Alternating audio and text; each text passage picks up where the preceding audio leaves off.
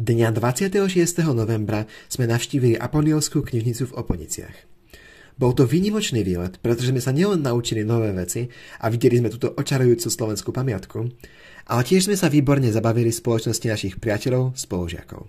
Pre nás však táto cesta bola spojená s poslaním pripraviť o nej príbeh, čo sme videli, čo sme sa naučili. Dovoľte nám začať prezentáciu. Šľachtická knižnica je historická knižnica, ktorú vlastnila aristokratická rodina. Tieto knižnice boli súčasťou šľachtických rezidencií a slúžili nielen na osobné potreby ich vlastníkov, ale aj ako ukážka ich kultúrneho statusu. Mali široký záber a mohli sme tu nájsť mnohé publikácie od teologických a filozofických až po vedecké a umelecké, čo odrážalo intelektuálne záujmy šľachty. Šľachtické knižnice mali zásadný význam pre dejiny kultúry, a to v nasledujúcich oblastiach.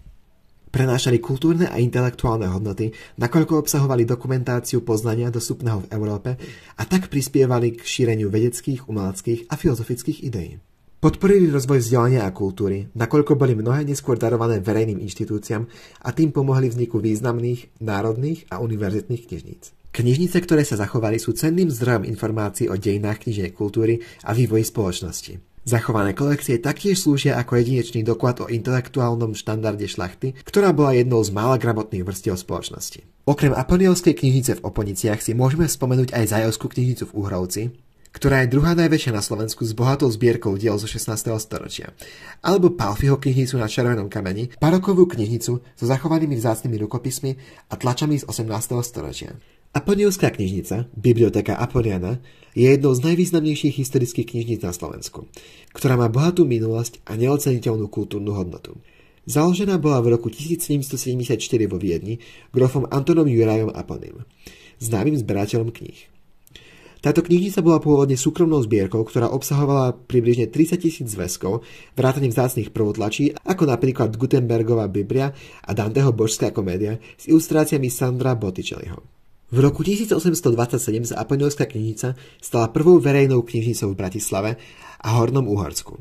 Nachádzala sa v novopostavenom paláci na Kozej ulici a tento prelomový moment bol iniciovaný grofom Antonom Aponim, synom zakladateľa, ktorý chcel sprístupniť cenné diela verejnosti. Moto knižnice, na zveradenie učenosti vo vlasti, vyjadrovalo jej kultúrne poslanie.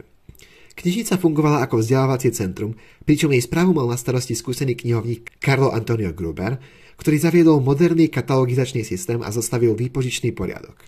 Po nezhodách s magistrátom Bratislavy sa Anton Apony rozhodol presťahovať knižnicu do rodového kaštieľa v Oponiciach, kde pre ňu nechal pristavať špeciálne severné krídlo s dômyselným architektonickým riešením. Tento krok vrátil knižnicu do súkromného vlastníctva a zároveň jej poskytol nový domov s nádherným empírovým interiérom, ktorý pripomínal Aponyho diplomatické pôsobenie v Paríži. Po roku 1948 bola knižnica znárodnená, čo viedlo k jej úpadku. Zásadnú úlohu pri jej záchrane zohral františkán Vševlad Jozef Gajdoš, ktorý knižnicu katalogizoval a zabránil jej úplnej devastácii.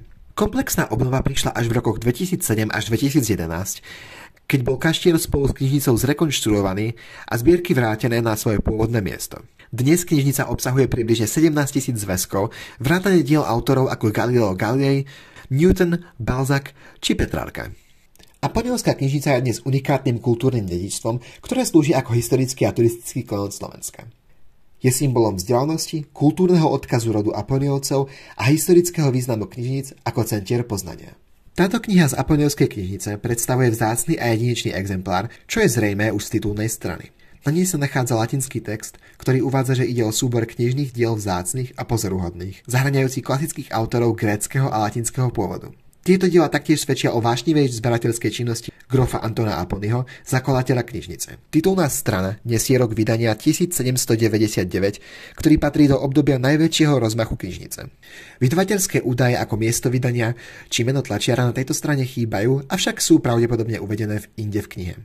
Fyzický stav knihy je vzhľadom na jej vek výnimočne dobrý. Papier je mierne zažltnutý, ale text je dobre čitateľný a nenesie známky výrazného poškodenia. Je však možné, že kniha bola reštaurovaná.